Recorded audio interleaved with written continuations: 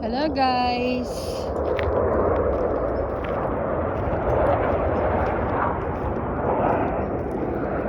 Dalhin ko kayo sa aking shed kasi medyo mag-aayos na naman ako ng shed kasi medyo makalat yata ulit kasi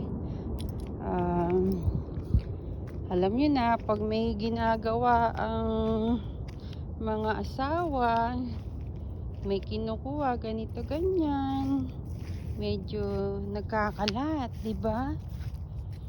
Tapos nagmamadali, tapos di na babalik yung mga kinuha-kuha.